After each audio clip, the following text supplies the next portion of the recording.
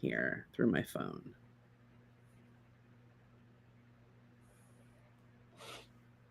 I think we're on the air.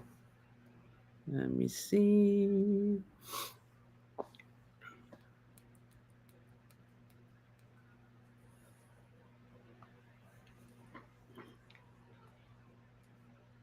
Yes, we are. Okay. Well, good evening, everybody. Thank you for joining us. I have one of our reentry resource.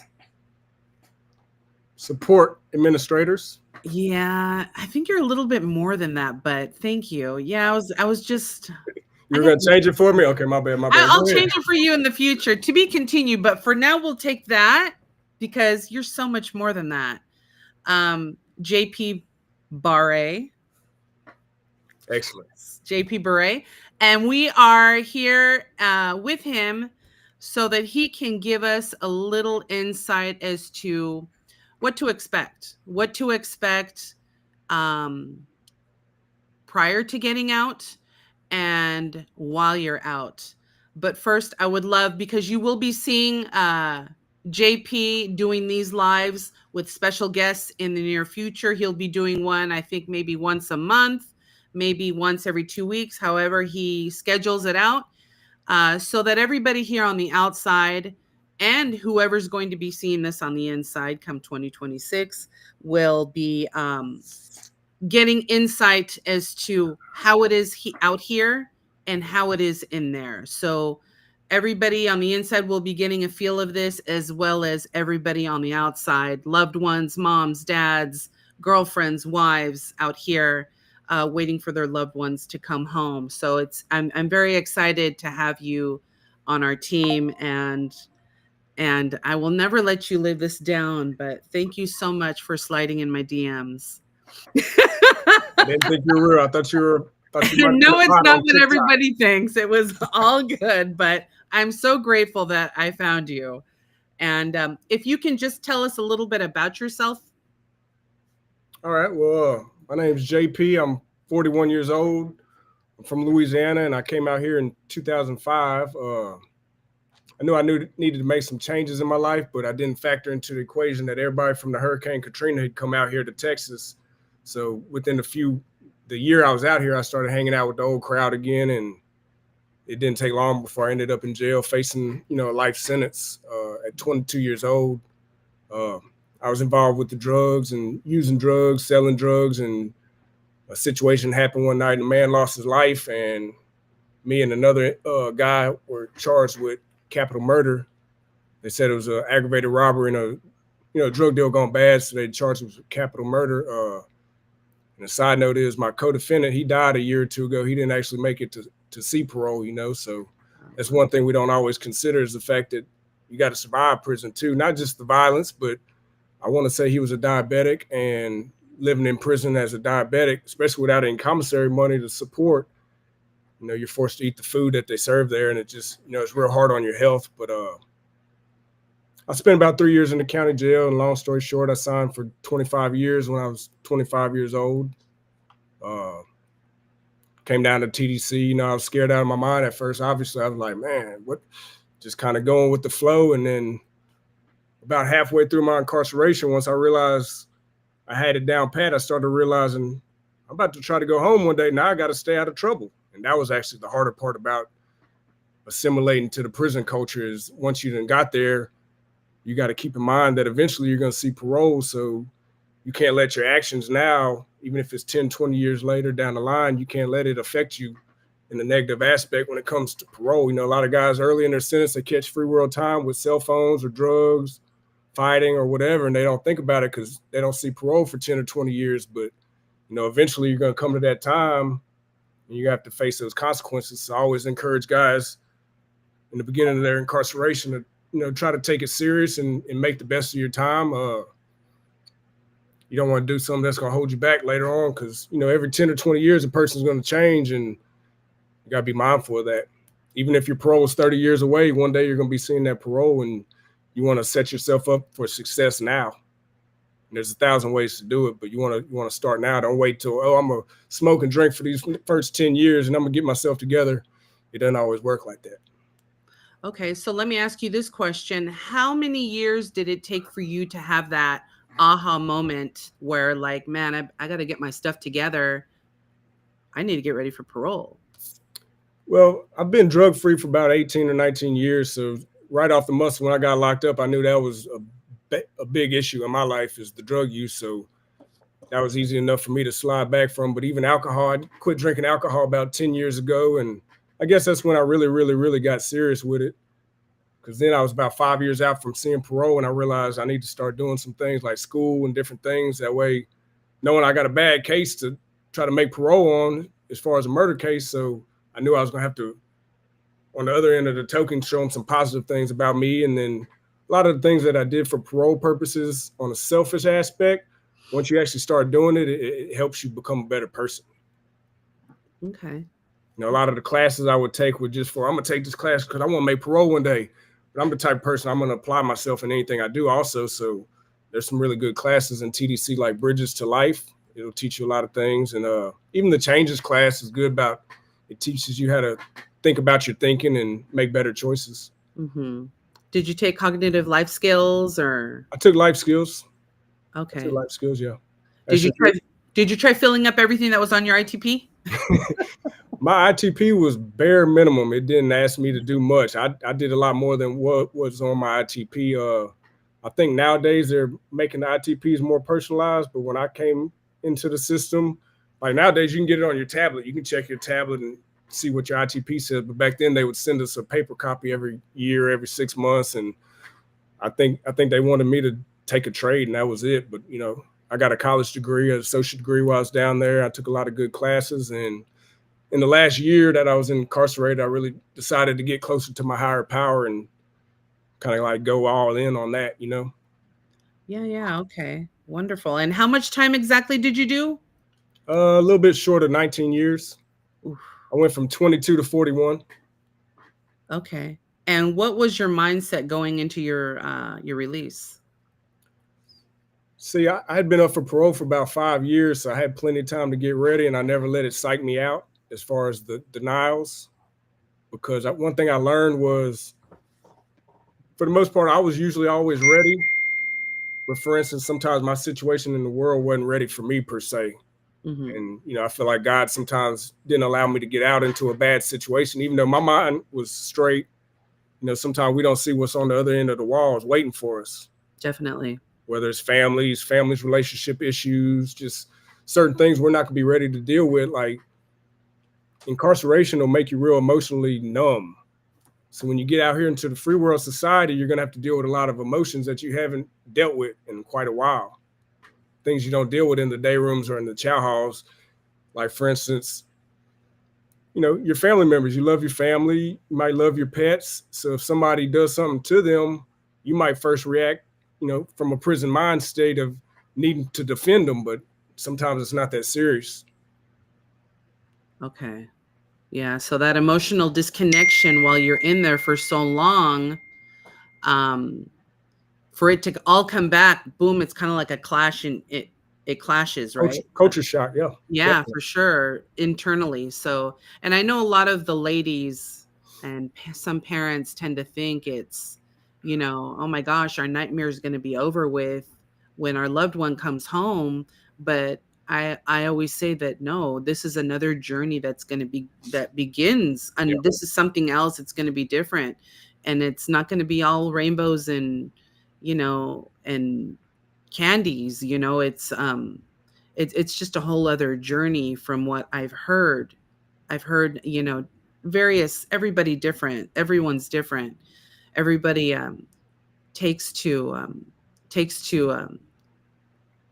getting acclimated to society. Mm-hmm. I don't want to say free world, society, out here in society. And I know it varies because I know there's some isolation. There's some people that are used to the noise, and so if it's too quiet, they'll freak out, or if there's too many people, like going out to a store and it's crowded, like, or to a mall and it's crowded, they tend to get like a like kind of like a panic attack, you know? Definitely. Yeah.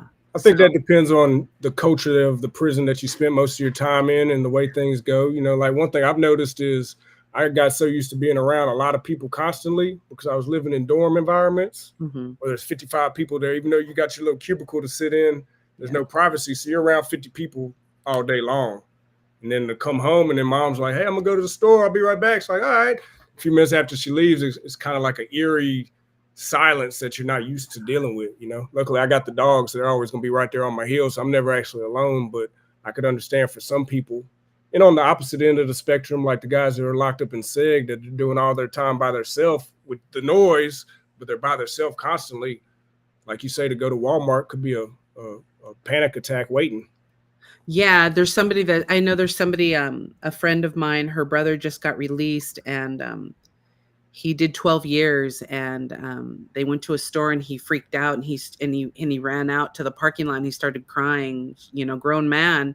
I'm so sorry, mom. I'm sorry. You know, this is too much for me. Mm-hmm. You know, it was and it's just heartbreaking to hear, but I think it goes with it. So like I have a major plan when mine comes home.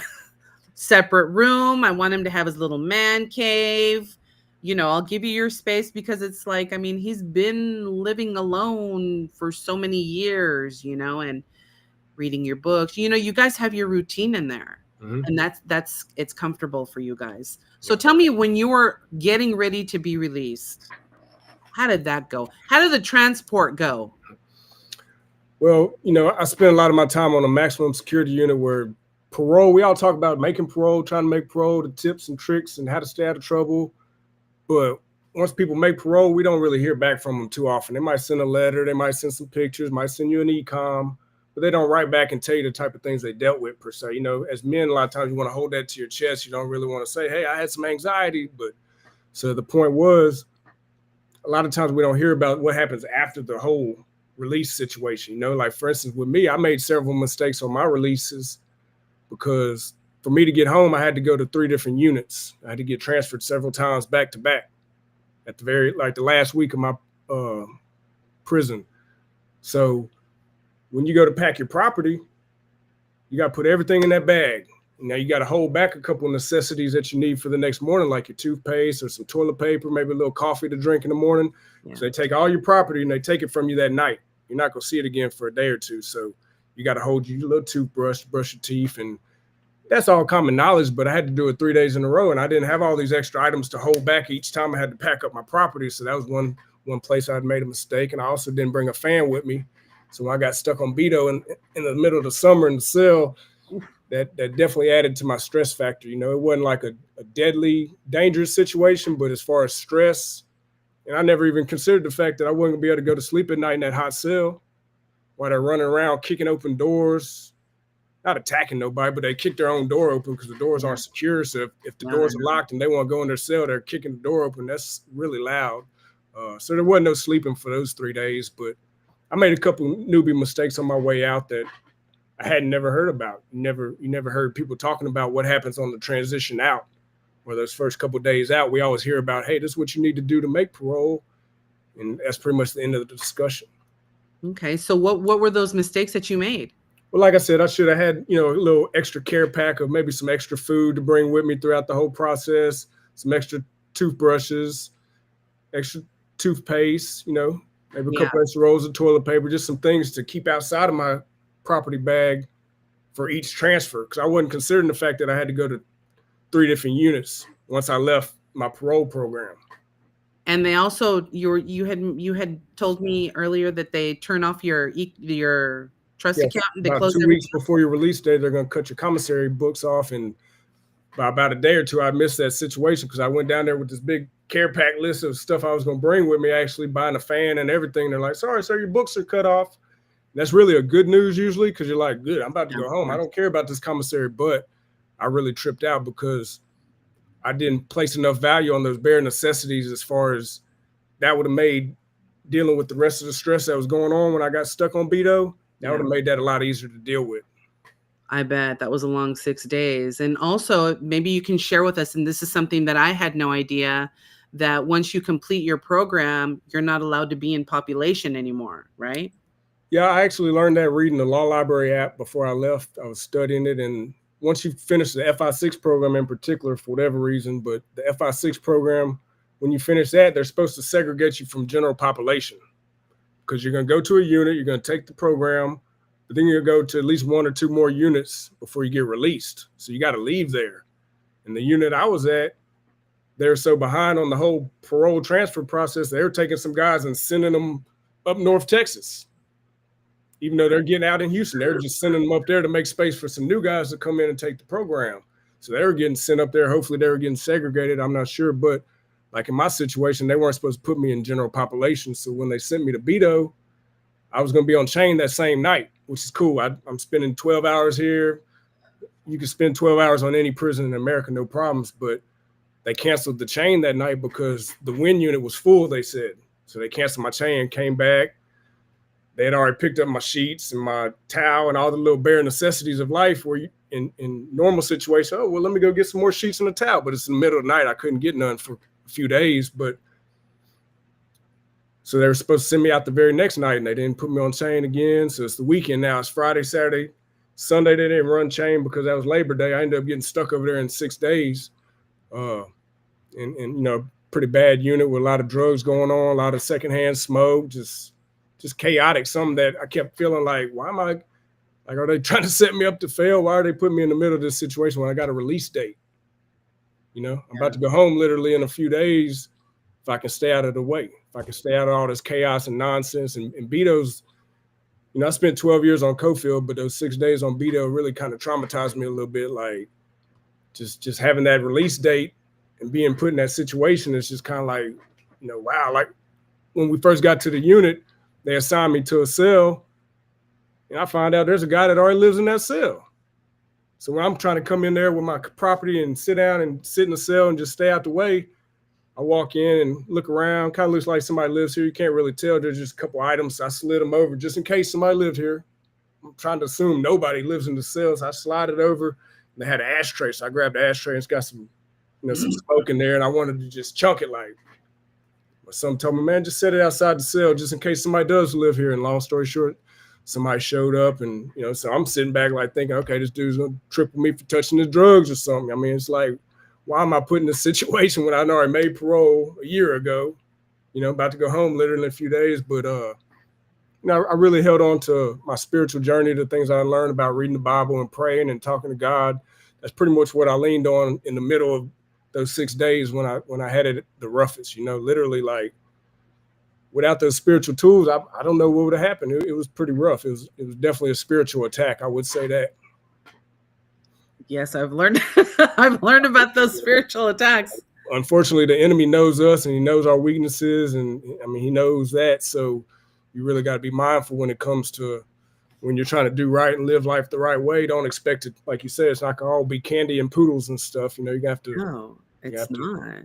And then let's talk about when now you're home. You're home, and what were the first days and weeks like for you after stepping out of prison for so many years?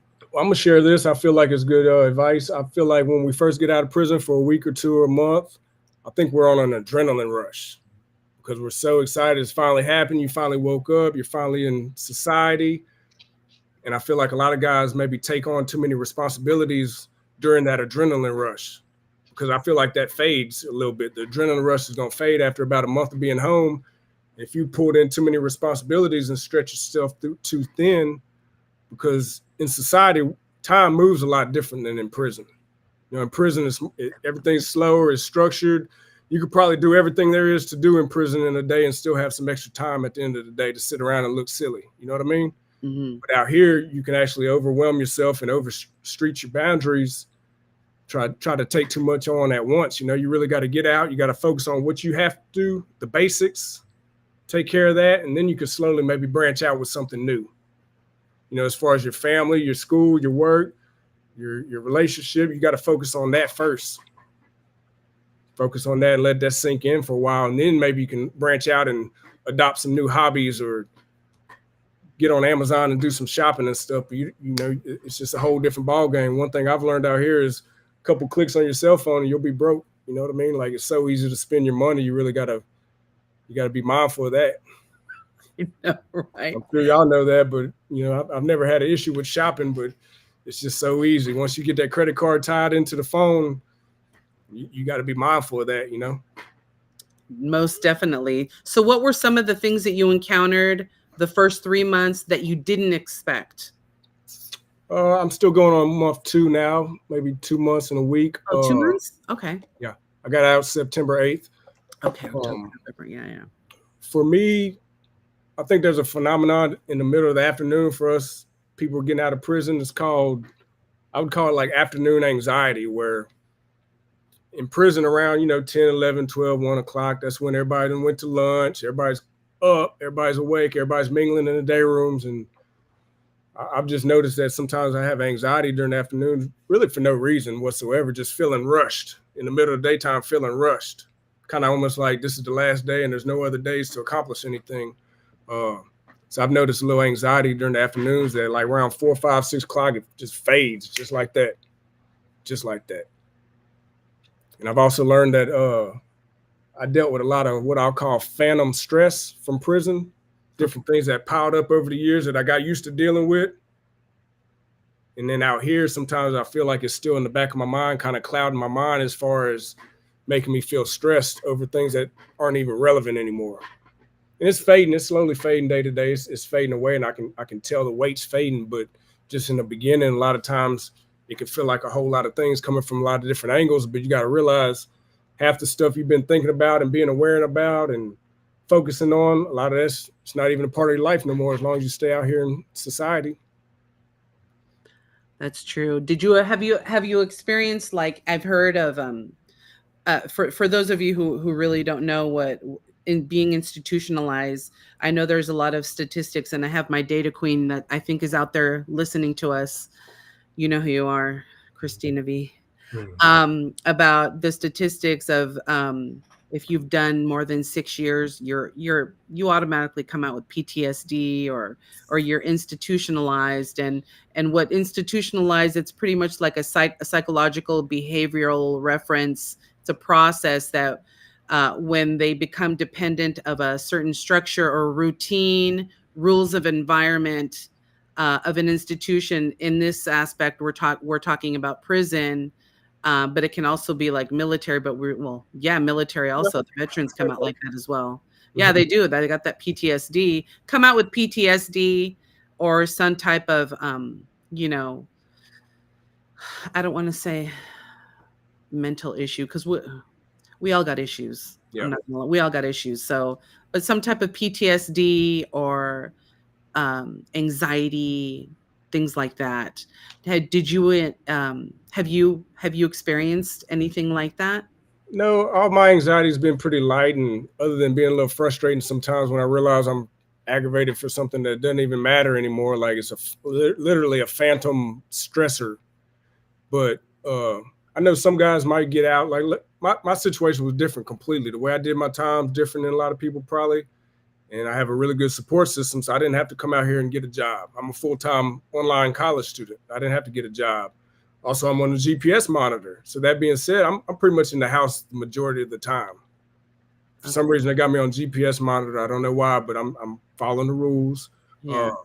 So the structure is still there for me. Like, you know, I'm kind of still got a cell here, so I can't really speak on what somebody would feel like to get out, have to go find a job, be in the middle of that. Hopefully they're not on an ankle monitor, because that would make it really difficult. But I feel like that's one of the things that long before you ever come home and get out, you can try to learn and research and understand, which I did about the GPS monitor, so it didn't scare me. But there's a lot of things that you can take your time now while you're locked up, you know, get back from the domino table, quit playing chess and basketball for a few minutes, and prepare for your success when you get out. You know what I mean?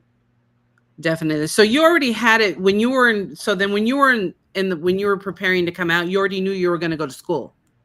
I had a very good idea. My mom, my loving mom, had a great plan for me to enroll in college, because I have an associate degree from prison, but she enrolled me in University of Houston.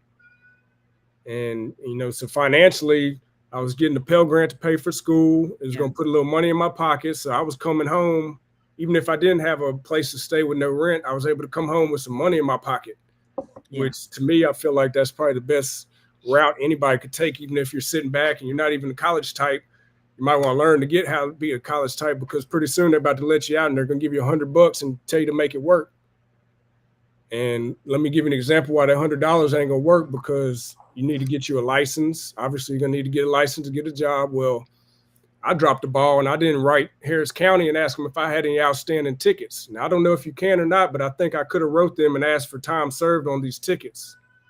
So I had $1,300 worth of tickets from 2006 to pay before I can get my license, which I went and got my learner's permit. So I'm going to take the driving test next time. But what if I didn't have the $1,300 to pay? And what if I had a job waiting on me to get that driver's license? Yeah.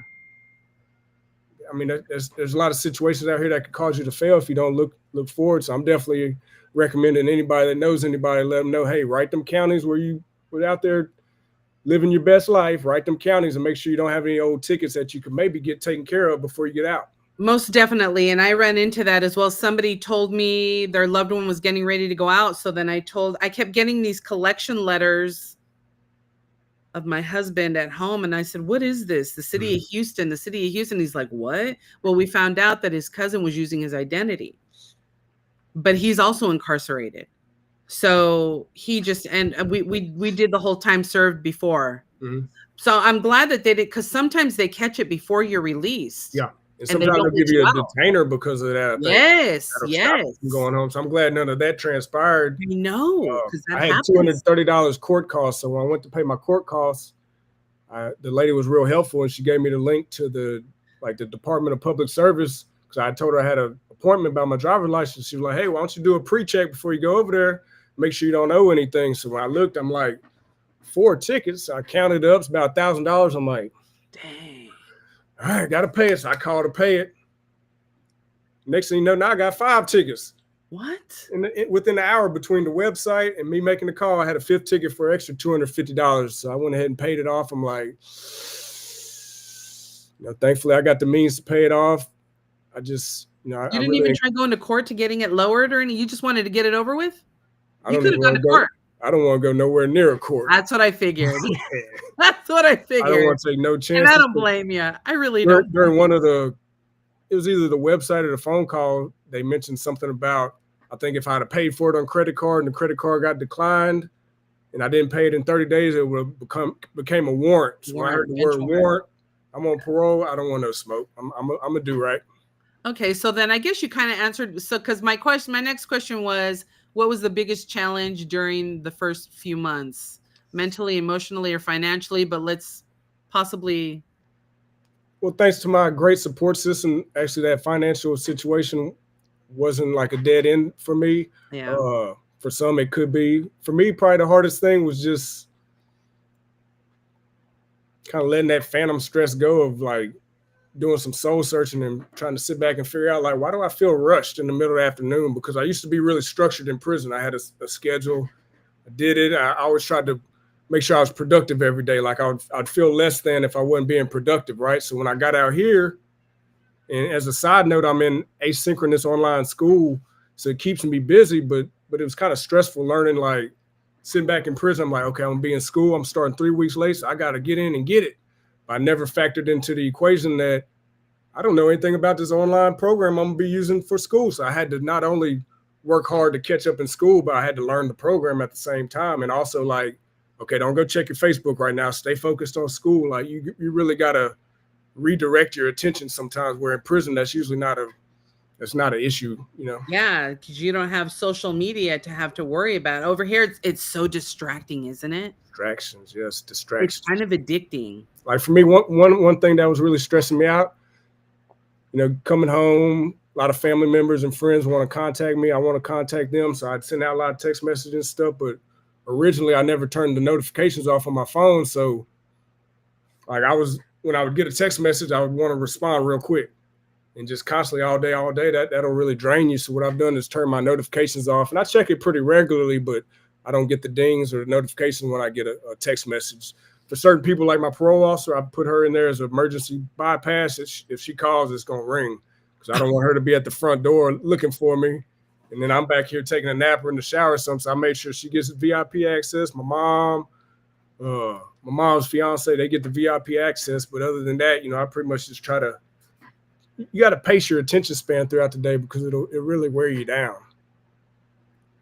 Amen on that one. It definitely does. It'll wear So, you. my next question, did anything surprise you about how the world changed while you were away? I always try to keep up with the current events. So like technology didn't surprise me any. When I was at the Department of Public Service, it was interesting to see all the different people from all the walks of life. Like I saw a lot of different people in there, and that was different to me because I'm used to pretty much black, white, Mexican, pretty Mm-hmm. much constantly like at a certain statistic. And being locked up for so long, when you walk into a room, sometimes it becomes natural. You scan the room and you do a statistic in your head. Okay, 30%, 40%, 60%. But in society, everybody's kind of minding their own business. Everybody's like this. When you walk into a room, everybody's like this. They're on their phone. In prison, it's kind of like a general consensus that when you walk into the room, you greet the people you know. You might even greet somebody you don't know. Kind of like out of respect, you greet each other and stuff. But I notice out here, everybody's kind of ignoring everybody, like, which is cool because I'd rather just pass through. I It don't want looks weird though, right? Because it's to like, hear what? You walk into a room and you're like, and everybody's just like down on them phones, on man. their phone stuck. And I'll do it sometimes. Like I was at my parole office yesterday. Normally, when my parole officer walks in, she'll say my name. So I'm thinking, okay, she's gonna say my name. So I'm like this, looking at Facebook, and one of the other parolees in there got my attention. So I looked up, and she's at the door. She lost her voice, so she's at the door trying to get my attention. She didn't have a voice. So I walked back there. I said, I'm gonna do all the talking for us, ma'am. Don't worry about it. But even going to parole office and stuff, like you got to be mindful that okay, I'm at home, I'm doing the right thing.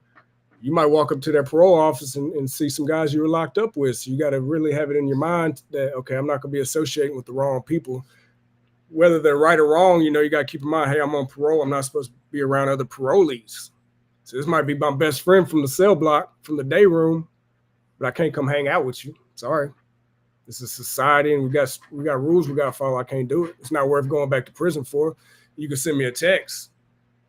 I can try to give you some motivational talk on the Facebook, but it's important to run that by your parole officer. Some people aren't supposed to use social media, but I got it to prove that I can use social media for different things, or the remote work I do with y'all. I got to run all that by your parole officer. You don't want to take no chances. Most definitely. Most definitely.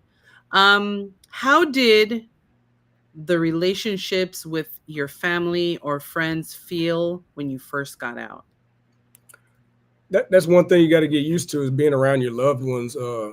I got so used to being around people I might not like that much and just dealing with everybody and kind of having a certain aura about myself as far as being around people I don't necessarily even trust.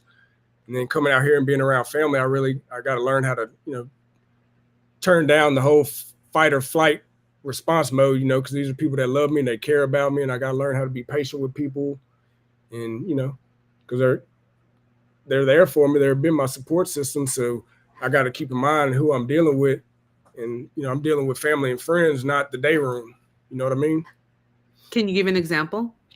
Well, like for instance, I'm still getting used to like telling people good morning and hugging people. Like I'm not used to all that. And, I don't mind it, but it's just a whole different culture you got to get used to. You know what I mean? You're not walking around hugging people in the day rooms probably, or you don't walk up to your homeboy, hey, good morning. How you doing today? You really don't do that. That's not really the general culture. You know what I mean? That's what people consider too friendly. And that's just not the culture of prison. So out here, and I'm having to learn how to be more friendly, put it that way. Gotcha. Just from a general society standpoint of being friendly. I've always been a good person. I'm always helpful, but I've had to tone down things. See, and this is one thing that I think that this is wonderful to know because the ladies, the wives, the girlfriends, when they have their loved ones coming out and they're not loving, that they'll get upset or they'll Offended, take yeah. it personal. Oh my gosh, he doesn't love me. Why isn't he hugging me? I just want to love him, and they're still emotionally, you guys are emotionally detached Mhm. inside there, and that's one thing that um it can't just be turned, you guys can't turn it off from one day to the next because that's your normal. Yeah. That's your norm. So I believe it's a work in progress, a baby step situation, but not. And I think that goes hand in hand with a like, oh my gosh, my baby's gonna come out and we're gonna live happily ever after. No, no, you're not yet, not right now. This is a whole new journey that's gonna begin, and this is when a lot of problems happen with couples, where the ladies take it personal and they're Yeah. not understanding. I don't understand.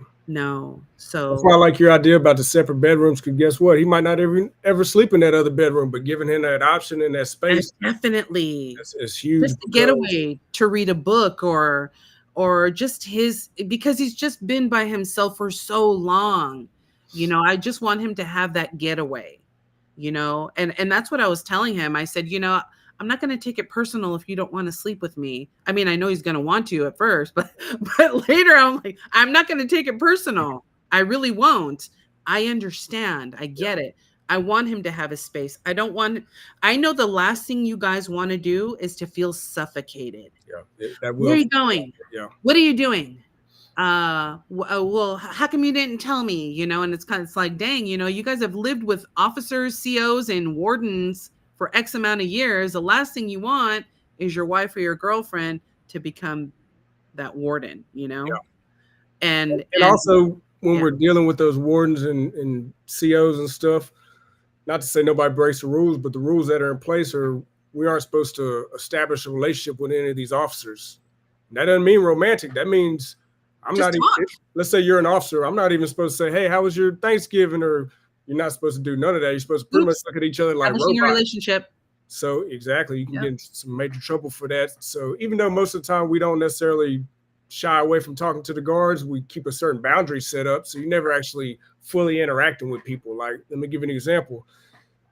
The times, I was in a relationship in prison, I'm not gonna go call and be sad and talk on the phone sad. Before I get on the phone, I'm gonna kind of wire myself up to, enjoy this phone call. So it's one thing to wire yourself up and get on the phone for 30 minutes, but to have to deal with somebody 24 hours a day, that's going to take time to get used to that. You know what I mean? Yeah, no, definitely. I To come definitely out into a understand. relationship, like me personally, my advice to everybody is, if you have a wife or a husband and you're already in a relationship and they're your support system, put them in that basic responsibility base of the things you're going to deal with when you get out. And the reason I'm saying all that is because if you're not in a relationship, don't get in a relationship. Wait, get yourself together first. And I've uh, always heard that advice over the years. I was like, nah, I don't want to hear that. But I see why, because the responsibility of a relationship, whether it's emotional, mental, just the time, you might not have enough extra time to devote to it. And if you got somebody on the other end of that who does deserve a certain amount of time in a relationship and you can't give it to them, like you said, they're going to take it personal. The ladies do. I think that I firmly believe that if they were mentally prepared, if they mentally prepare themselves and they are aware, I think they'll get it. I think they'll get it. But since we don't have that out here, which I think is something that we should do, is just bring out the awareness of what, and this is why I asked you to come on tonight, because um, you and I were sharing a lot. You were sharing with me, which I really appreciate, about your adapting into society again. Mm-hmm. And I want to know all this because I want to prepare for when mine comes up. And everything. I hear so many different stories. Everyone's different. Like I heard somebody, he got out and he didn't want to sleep with her, but he wanted to stay in the living room watching TV all day.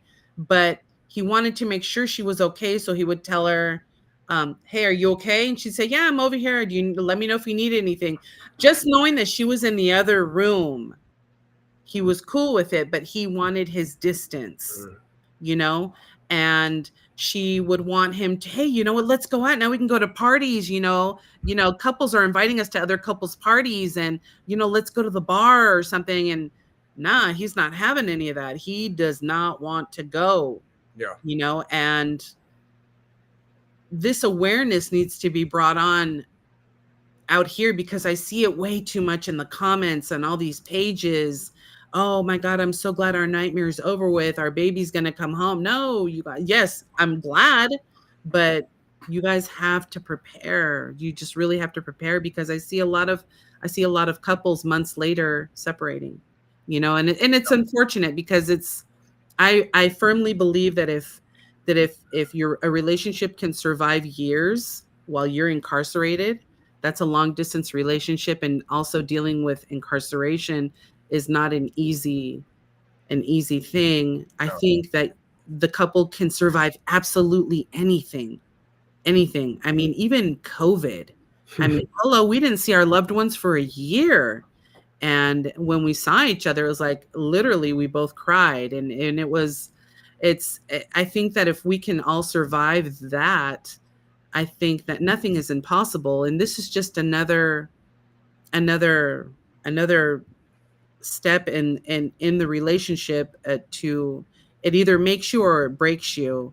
But what doesn't kill you is going to make you stronger. Yes, will it be difficult? Most definitely, but nothing good ever comes easy. Mm. So anyways, on that, adjusting to society, what is the hardest part of your everyday freedom? Is it technology? Is it work structure, or like your school, or is it something else?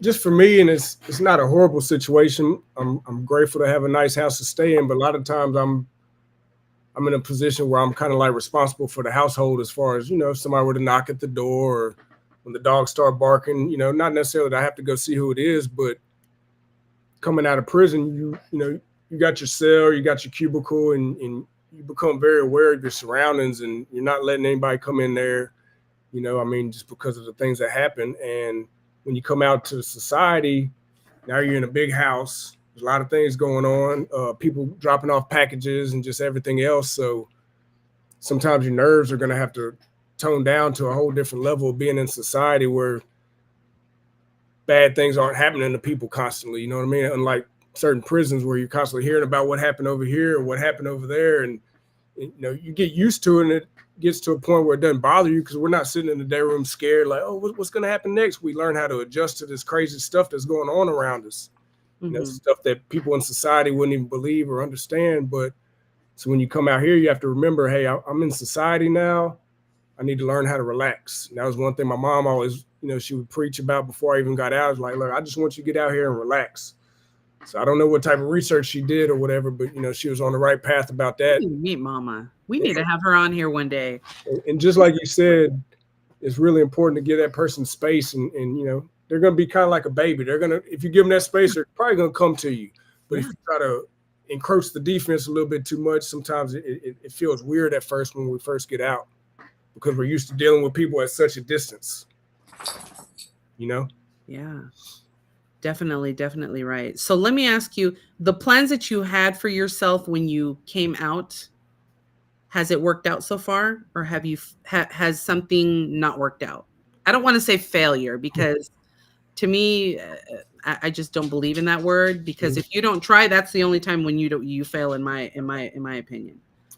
My original goal was to get out and pursue my bachelor degree, and because the parole program stalled me out as far as my release date, I ended up being about 3 weeks late for college. I got here, I started 3 weeks late, and I was like, look, I'm determined. I'm about to sit here at this computer, and I'm about to get caught up. And I did. I got caught up. I got 2 B's and 2 C's now. But I put in a lot of hours sitting here to get caught up. Sent a lot of emails to some of the teachers that really weren't trying to hear my situation, but the dean had gave me the proper approval to be late. Because when I was still in prison, we had sent some emails to my teachers and said, hey, I'm in prison, I'm on my way, but I'm going to be late. And luckily, one of them responded and said, hey, well, you need to contact the dean, let her know. And we contacted the dean, and within 5 minutes, she had called and was talking to my mom, was like, hey, that's fine, it's cool. when he gets here, he's going to start. So that all worked out really well for me. And by being a full-time student, it made it where parole can't make me have a job, which was very beneficial in my situation because financially I don't need the job. For the guys that do need a job, obviously that's not gonna bother you, but it felt it felt weird for parole to tell me I have to have a job when I don't have to have a job, you know. And obviously everybody's situation is not gonna be like that, but that's one tip you can understand that being a full-time student bypasses your employment. Because on parole, one of my stipulations was to have a job.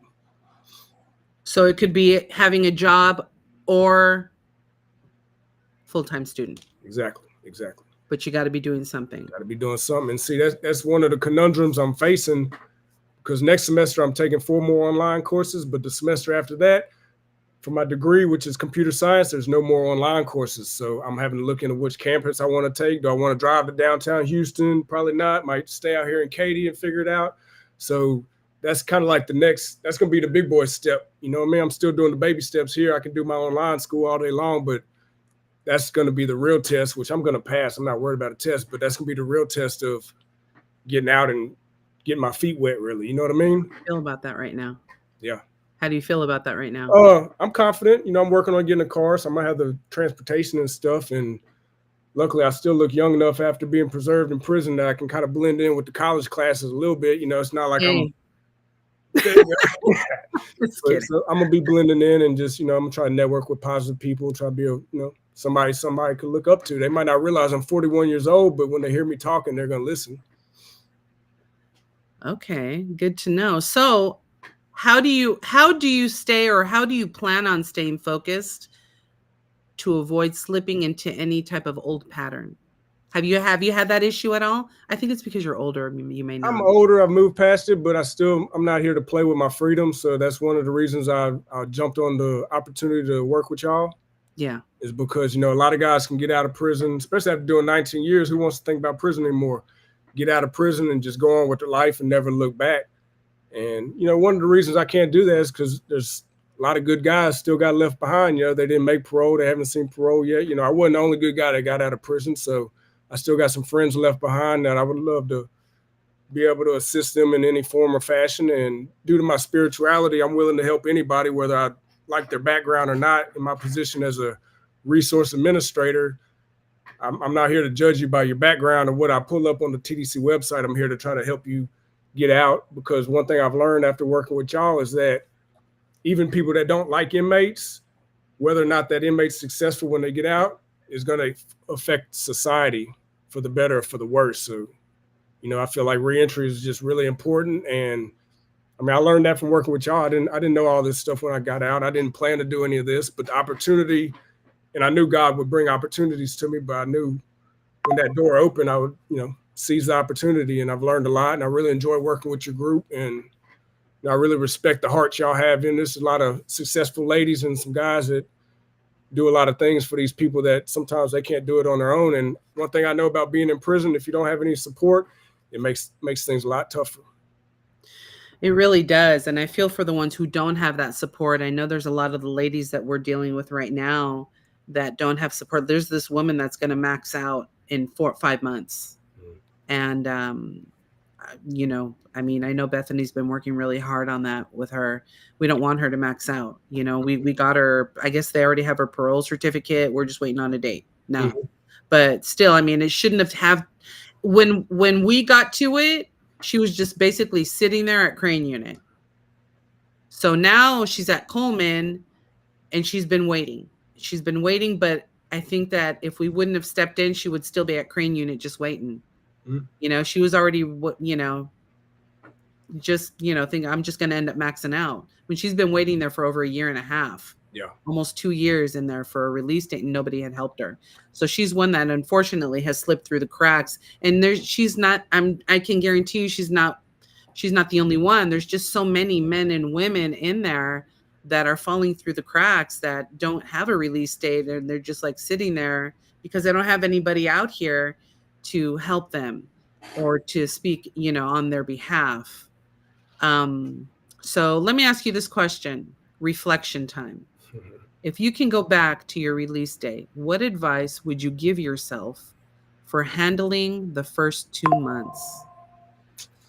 Uh, I'm very satisfied with my first 2 months, but I will answer your question. I would I would have reminded myself to take things slow and don't get caught up in that adrenaline rush of being home and feeling like I can live my life out here the way I did in prison, meaning super productive and just just take your time because there's a lot going on out here and there's a lot of distractions. You'll get caught up. You might pull in too many hobbies. You might start a relationship you weren't ready for. I mean, there's a lot of things that can occur that I feel like before I even got out, they weren't subjects of conversation. Like I said, everybody talks about making parole and going home. And from our end as the inmates, we kind of look at it like, okay, once I get home, everything's good now. And then the family members are looking like, yeah, once he gets out, everything's good. But there's that gray area that, like you say, if there's some awareness about, like, just dealing with people. I didn't realize I was going to take some time to get adjusted to people and, even pets. The pets, I love them. They're like emotional support creatures for me. But you got to keep in mind, your pet will walk up and do some stuff your worst cellie would never do. And it'll throw you for a loop sometimes when the cat comes and sits on your keyboard and starts biting you, like just little small stuff that you haven't dealt with in a while. If you were already having a stressful day, sometimes it can be a little overwhelming. So it's important to realize, just take baby steps and let yourself adjust to everything. So one day at a time. One day at a time and like literally take it slow, take it real slow. And any advice for the loved ones on the outside supporting them when they come out? I like your suggestion, give them their support, but give them a little space. I mean, really at the end of the day, Patience, but the support system's really going to make or break their success story because literally people are getting out and they're getting $100 and you owe $20 to parole already. So you're down to $80. I mean, like literally some other states you can work and do work release. I know people that got out with $10,000 or $20,000 in their bank from doing work release right at the end of their prison sentence. Texas ain't doing that. Texas, I really think the awareness of the fact that the Texas parole system is a little harder than the average, and it's important for everybody to have that awareness that, like for me in my situation, I was like, oh, well, I got a good support system. I ain't worried about it. One thing I would have done, because I've learned from other people's situations that got out, like for instance, I know of a person who was in a relationship and this person was saying, yeah, you can come stay with me, baby. We're going to have a happy life. Oh, yeah. And then this person's waiting to get out and they're trying to call to verify her ride and these people ain't answering the phone. And they haven't heard from this person. So my advice to everybody would be, even if you got somewhere to go and you got money, you got clothes, look into the resources and give yourself a backup plan. Okay, well, what if my housing goes through? Where am I going to go? Like go through these mental processes in your mind. They might sound like worst case situations, but you don't want to get out here in the world, not have a place to stay, dealing with that type of stress after coming home from prison and then try to figure out where to go. Give yourself some backup plans before you even leave. Okay. All right. Thank you. And what message would you give the people currently on the inside who are about to come home? Like I say, when you get out, just take it slow, have your mind made up. The world moves fast and, you want to really stick to your basics, stick to the basics, do what you got to do, figure out your responsibilities, whether you're living somewhere, learn how to make yourself, a part of that household, make yourself useful.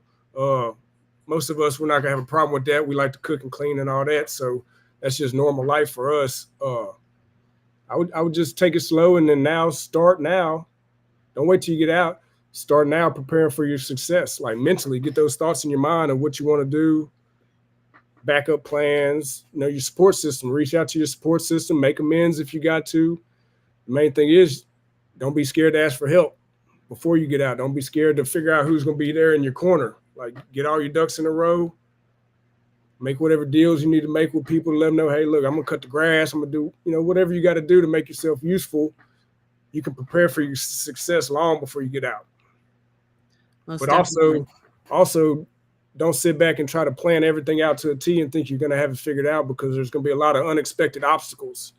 Just like, for instance, like me with the traffic tickets, I wasn't expecting that from 2006. I mean, I remember it when I looked it up. I remember that situation when I got pulled over and they searched my car for hours and gave me some, some silly tickets. But this whole 19 years, all them nights I sat back thinking about the old days, going through over different things, I never thought about them tickets. I used to hear people talk about writing to get the tickets taken care of to an extent. You hear those conversations, but I never applied it to myself. Like, that could easily like derail my success out here if I was needing that driver's license, which everybody needs to go get one. I think it's actually a stipulation of my parole to have a driver's license.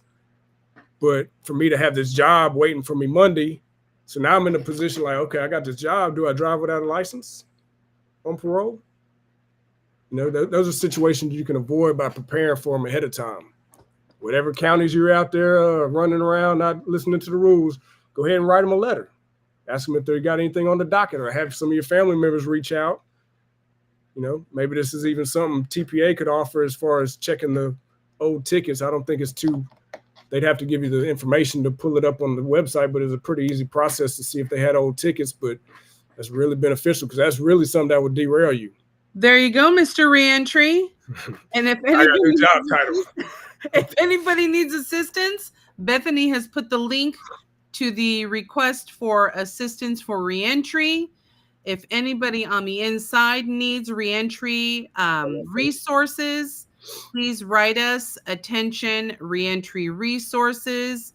If anybody on the inside would like to write JP for some advice, you can go ahead and put it to JP's attention. JP Barre, Barre, Barre accent, to P.O. Box 1563, Pearland, Texas 77588. It will arrive to the P.O. Box. It will be scanned and it will be routed to him via email. So he will definitely get that. I do not read it. I will just scan and we will upload to his email. But again, if anybody needs any reentry resources, if they are a year prior to getting released, most definitely, or 6 months, most definitely, we are here to help you out. JP, thank you so much for joining us this evening. I appreciate you sharing your story and a little bit about you. And I'm very excited for next month's live that you will be hosting. It'll be in 2 weeks. Probably in 2 weeks. There you go. Anything else you want to say? Ms. Tatiana, is it true that Adovo is going to be hosting TPA? I wasn't supposed to say that. Sorry. You can't put me on live. Yes. We'll skip that. We'll skip that question. We will be on Edovo very soon. I'm very interested in that. I'd like to put together some classes or programs for people. We will be. Yes. Yes, ma'am. Yes. Yes, you let the cat out of the bag. We're better to do it. There you go. Thank you, JP. Thank you, everybody, for joining us. Have a great night.